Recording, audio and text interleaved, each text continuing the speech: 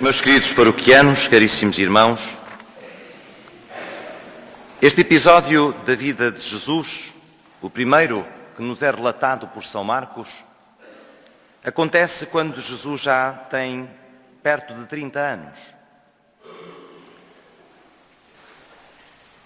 E São Marcos não se preocupa muito em relatar-nos aquilo que acontece antes, porque os evangelhos não são romances, mas obras que os primeiros cristãos nos deixaram para que conservássemos aquilo que é o essencial da nossa fé. O essencial da nossa fé, a fidelidade ao Senhor Jesus, é sobretudo a fidelidade àquilo que Ele nos ensinou, começando com o batismo de João. À primeira vista, parece-nos estranho que aquele que não tem pecado e que é o próprio Filho de Deus se aproxime de João Batista para receber aquele batismo. De facto, o batismo de João era um batismo de penitência. João convidava o povo de Israel a purificar o coração e a purificar a vida para poder acolher a novidade daquele que havia de vir depois dele e a quem ele não era digno de desatar a correia das sandálias. São Marcos não nos diz porque São Marcos é o mais sucinto de todos os evangelistas. Mas quando vemos os episódios paralelos, João Batista fica admiradíssimo e sem saber muito bem o que há de fazer quando vê Jesus aproximar-se para receber o seu batismo. E diz-lhe: eu é que devia ser batizado por ti. Mas com este gesto, Jesus quer marcar logo desde o início duas coisas que são fundamentais na sua vinda a este mundo. Primeira, que Ele se quer fazer próximo de todos os pecadores, de toda a humanidade, de todos os seres humanos. Segunda, que o nosso Deus não é um Deus de importâncias, mas é um Deus que se humilha a si próprio para vir ao encontro e à procura da felicidade do ser humano. De facto, ao mergulhar naquelas águas, Jesus como que assume em si todos aqueles pecados e todas aquelas vidas, para lhe dar um conteúdo novo e um sentido novo ao rito que João Batista realizava e que agora tem um novo significado. Até então era o batismo do perdão dos pecados, mas o próprio João já tinha dito: depois de mim há de vir aquele que vos batizará no Espírito Santo. O sacramento do batismo é o maior dom que Deus nos pôde conceder, porque nele tornou-nos seus filhos, participantes da sua própria vida, mergulhou-nos nas águas e concedeu-nos a presença do Espírito Santo. Por isso São Paulo escrevia aos Coríntios e escreve-nos também a nós, recordando-nos: não sabeis que sois morada do Espírito Santo? Que desde o dia do vosso batismo sois presença de Deus, participantes da sua própria vida. Deus não nos deu nada, deu-se a si próprio. E como diz São Paulo numa outra passagem, a partir desse dia ficámos enxertados em Jesus para participar de tudo aquilo que Jesus é, também da sua vida e da eternidade que só Ele pode oferecer. A nossa ressurreição não acontece apenas depois da nossa morte. A vida eterna é um dom que já cá existe, que nos foi dado pelo Senhor como uma preciosidade que é preciso cuidar para que não morra jamais esse dom, que é aquilo que de mais precioso podemos ter, que é a própria vida de Deus. E por isso, todos os domingos o Senhor nos congrega para nos alimentar, para nos fortalecer, através da palavra que escutamos e do seu corpo e sangue, que se tornam em nós a própria vida de Jesus Cristo.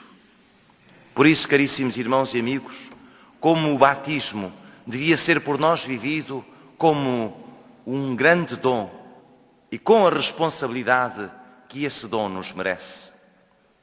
Quantas vezes as pessoas querem o batismo por tradição? Que coisa horrível! O batismo não é uma tradição. O batismo ou é uma convicção e uma resposta à oferta que Deus nos dá, ou então é um dom que fica desaproveitado porque não é alimentado, não é fortalecido, não é vivido. Quantas vezes, caríssimos irmãos e amigos, as pessoas se aproximam da igreja porque querem as coisas da igreja, mas sem a igreja. E quantas vezes, pior ainda, querem as coisas de Deus, mas sem Deus. Os dons que o Senhor nos concede não são propriedade de nenhum padre e nem sequer da igreja que é sua. Os sacramentos são dons de Deus, são participação na sua própria vida e que Ele entrega à comunidade cristã, para que a comunidade cristã, garantindo a verdade e a responsabilidade daqueles que os recebem, os possa distribuir como bênçãos que Deus dá a todos os homens. Que nos adianta nascer pelo batismo para a vida de Deus, se essa vida não é alimentada? Que nos adianta receber os dons do Senhor, se depois dele não queremos saber no concreto da vida?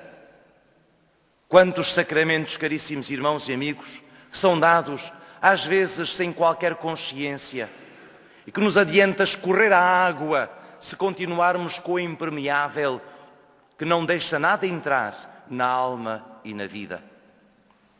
Os dons de Deus são gratuitos, nada fizemos por o merecer, são fruto da sua bondade e da sua misericórdia. Agora o Senhor pede-nos e exige-nos a coerência com os dons que pedimos e que recebemos. Caríssimos irmãos e amigos, o grande mal da Igreja é cristãos mornos. Cristãos que recebem os dons de Deus, mas que não os guardam, não os alimentam e não os amam. O mal da Igreja é às vezes darmos aos pagãos aquilo que é para viver com consciência e que é dado a gente que da Igreja e de Deus nada ou pouco quer saber. O Senhor não nos quer puros. O Senhor sabe que somos pecadores. A Igreja não é uma comunidade de anjos. É uma comunidade de gente pecadora, mas de gente que o Senhor quer séria na procura do seu rosto e na vivência da fé.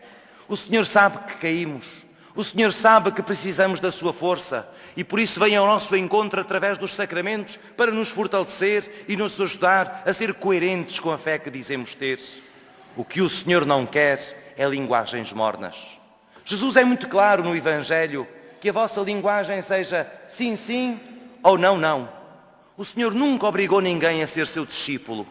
Agora isso sim pediu sempre àqueles que dizem sê-lo coerência e vontade firme para serem fiéis àquele que nos é sempre fiel. Como podemos nós pedir o batismo se depois não queremos educar os filhos na fé? Como queremos nós pedir os sacramentos de Deus se depois no dia a dia Deus não tem importância? Se um domingo e outro nos esquecemos desse que nos dá tudo, inclusivamente o dom da própria vida biológica. Os sacramentos, caríssimos irmãos e amigos, são dons de Deus, mas exigem da nossa parte coerência e verdade. O mal da Igreja são as hipocrisias. Continuamos a dar os sacramentos a gente que não quer saber de Deus. A gente que apenas quer fazer festas e fazer ritos sociais e os dons de Deus caem no chão para serem pisados, maltratados. E um dia eu acredito que o Senhor nos há de pedir contas. Porque o Padre A faz, o Padre B não faz. As leis e a exigência que o Senhor nos pede na coerência da vivência da fé não são do Padre A nem do Padre B. São exigências que nos devem brotar de dentro. Eu acredito, caríssimos irmãos e amigos, que colegas meus, às vezes já tão cansados de tanta história, de tantos aborrecimentos, de gente que quer as coisas, mas só à sua maneira, às tantas, cai no desânimo e na tentação de dizer: sim senhor, venham cá para a semana e a gente dá-vos os dons de Deus. E o que é isto? Não é sério. Um pai que o é verdadeiramente nunca faz aquilo que é mais fácil para si, faz aquilo que é melhor para os seus filhos. Um educador que o ama verdadeiramente aqueles que educa, esforça-se por dar aquilo que os seus filhos precisam para serem grandes homens e grandes mulheres. E se um padre é um pai, tem a obrigação também de ser fiel àquilo que o Senhor lhe confiou. Não é apenas de entregar os sacramentos, mas de entregar aquilo que de mais precioso a Igreja tem, que é a fé, que nos ilumina os passos, que nos aquece o coração e que dá um sentido novo ao nosso viver. E quando assim é, como os sacramentos têm outro sentido. Quando assim é, quando os dons de Deus são recebidos com verdade, sem hipocrisias e sem mentiras. Desculpai o desabafo, mas quantas vezes estou aqui a fazer batismos e pergunto aos padrinhos: e vós, padrinhos, é o que está no ritual, estáis dispostos a ser para esta criança um exemplo do que é ser cristão? A ajudar os pais a educá-lo na fé? Sim, estamos.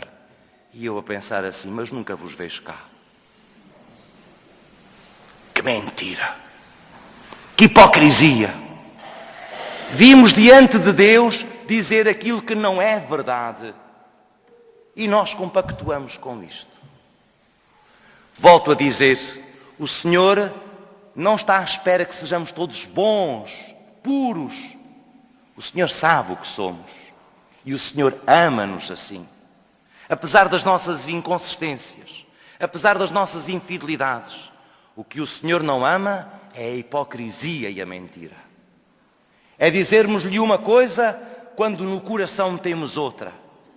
É virmos à sua presença, comprometermos-nos com o seu amor quando sabemos que não queremos saber disso e que aquilo não é verdade. Oh, caríssimos irmãos e amigos, se é assim com os outros, que não seja assim conosco. Peçamos ao Senhor nesta Eucaristia que nos ajude a sermos sérios na vivência da nossa fé. A sabermos ter agradecidos por esse grande dom que Ele nos concedeu de nos fazer seus filhos e membros da eternidade. Membros da sua família, da Igreja. De uma Igreja que é pecadora porque é feita por nós, mas uma Igreja que é santa porque tem a presença do Filho de Deus que se entregou e que nos amou até ao extremo. Louvemos o Senhor pelo seu amor e peçamos-lhe a sua força, o seu alimento na palavra e na Eucaristia, para que possamos reavivar em nós essa vida nova que no dia do nosso batismo recebemos e possamos sempre ser dignos de um amor tão grande. Ao Senhor que nos chamou do pecado e da morte a peregrinos da eternidade. Ao Senhor que não nos abandona, apesar das nossas inconsistências e do nosso pecado. Ao Senhor que continua firme ao nosso lado e só nos pede é vontade firme e coerente. Ao Senhor que nos ajuda, que não nos abandona, mas que conosco caminha. Ao Senhor, a quem tudo devemos, nossa vida e nossa esperança. Ao Senhor a honra e a glória, pelos séculos dos séculos. Amém.